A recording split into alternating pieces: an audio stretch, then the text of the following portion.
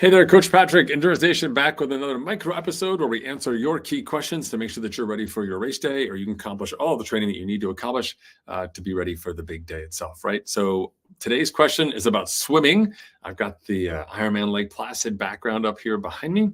And the question is about wetsuits and choosing the right wetsuit. It's really hard to find the right wetsuit. Sometimes I feel really constricted in my chest. Other times the wetsuit just doesn't seem to fit right. I get a little bit of chafing. I'm not sure what to do. How do I handle this? Okay, so let's talk a little bit about wetsuit choices and selection. All right. So first, let's start off by saying, what's the point of a wetsuit, right? The point of the wetsuit has two functionalities. One is to make sure that you stay at the right temperature on race day, right? Because some of the races, depending on the time of year and the conditions you're swimming in, less than ideal, right? In terms of temperature-wise, et cetera, right? So it keeps your core body temperature right while you're in the water, all right? The second thing that wetsuits are meant to be doing is to actually help you remain buoyant and move well on top of the water. And I say those two elements because you have to make choices for wetsuits that not only sustain your warmth and things that you need in that regard, but then also on the other side allow you to maintain your form and swim well, right? So if your swimsuit is not achieving either, or your wetsuit is not achieving either of those metrics, then we're sort of in some trouble. So you can have a great wetsuit that keeps you super warm, but it doesn't allow you to move at all, and you feel really restricted, and that's tough, right? Conversely, you may have a wetsuit that's like super flexible and dynamic, but if it's so thin that it's not really working, or perhaps it's not even durable, then you run into another conundrum, right? So how do we go about this process, right? So first and foremost, I'll just go through the way that people normally look at things, which is saying, hey, where's the best deal? Wetsuits are expensive. You know, they used to be $200. Now some of them are close to $1,000, depending on what you want with the secret panels and all of those different pieces. So number one, you want to take a look at where you get the best deal and start with that brand, based on your team. Like we have deals inside of our station, based on the brand, et cetera, and then figure out what type of wetsuit fits into your price range or what your price band is. And then we start with those options and we say, okay, what's it like for flexibility? What's it like for comfort? What's it like for sizing? Before you buy anything, you want to know what your price range is so you can plan accordingly. Before you buy anything, you want to try on some wetsuits. And you probably have a local store near you could go to. If not, go to your teammates and find others. Or when you're at the next race, there'll be some kind of a vendor where you can go in and check it out. But really, whether or not you're trying to buy one there or not, because maybe there's a great deal, right? What you really want to make sure of is that the wetsuit fits you well, and you want to understand what a well-fitting wetsuit looks like.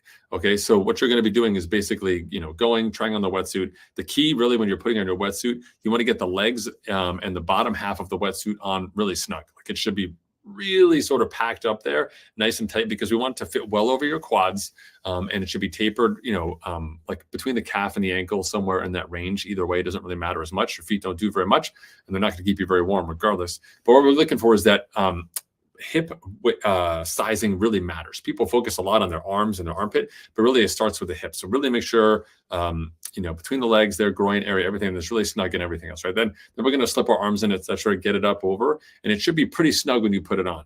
Like just snug enough that it's just, you got to kind of maybe squeeze your back a little bit to sort of get the zipper to work.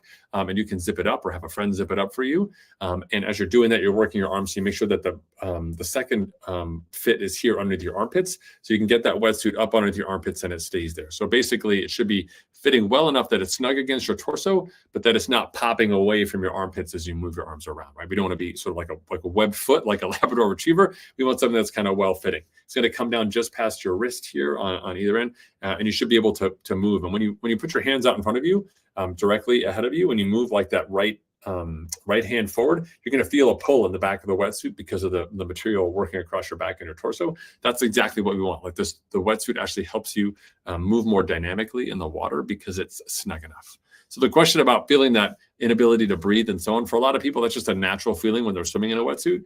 That's sort of a regular piece. You'll know if the wetsuit doesn't fit on dry land. You don't have to get in the water to see whether or not it fits, because you'll get on dry land. And if you're having trouble breathing or just taking deep breaths on land, then you're definitely going to have trouble in the water under duress. Okay, so the challenge for most people actually is that they choose a wetsuit that's a little too loose, and they get in the water, and you want to get in the water and open up the collar, let the water kind of seep in a little bit, and you'll know it's too loose because when you're swimming, you can feel a lag in the suit moving around your torso when you're swimming. So you're swimming and like you kind of rotate on your left-hand side and the suit takes a split second to kind of turn around and kind of catch up to you. That's too loose in the torso area. Most people don't have looseness in the legs. And if you did, it's not terrible. But the real problem is that upper body, making sure that neck is nice and snug so water's not entering there as you're moving through the water. Same with the ends of your arms. You want those to be nice and finely tapered on the wetsuits. That works really well. Okay.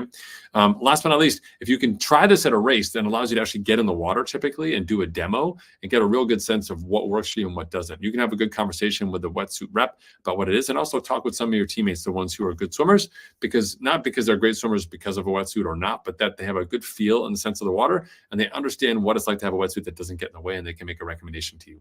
The brands change quite often, and so prices go up and down as well. So really price is the biggest driver here.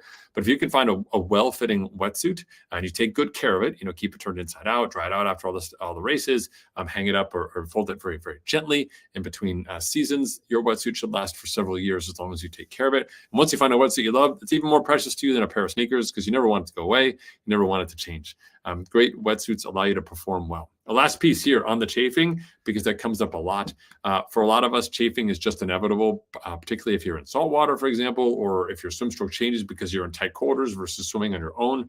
There's a lot of dynamics that happen on race day that don't allow you to swim in the same way that you may swim in your training, and chafing can happen, which is why you want to have some kind of body glide or some kind of spray. I've got a spray that I use as a lubricant that I put across the back of my neck. And I also put it over my calves just before I put my wetsuit on so that I can easily get my wetsuit off at the end of the swim.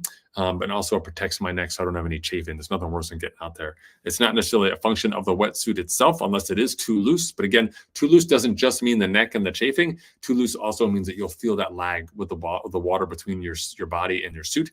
And it's kind of moving around you, which is what you want to avoid. All right. Best of luck to you. If you are at a local race and you are trying out that wetsuit, get back to us. Tell us what you think. Tell us what you saw out there, what works for you, what doesn't work. Again, if you can find a wetsuit for a great price, that's a great deal. Some people even take hand-me-downs from their teammates, if that's a thing. For me, if I've got an old wetsuit, I'm getting a new one. That old wetsuit's really, something I could just easily give away, or maybe for like $100 or something like that. And I can put that towards my new wetsuit, pay it forward. All right. Best of luck to you with all your swimming endeavors. Remember, when you are swimming in open water, be safe, be smart. I look forward to seeing you next week for another series of questions. Be well.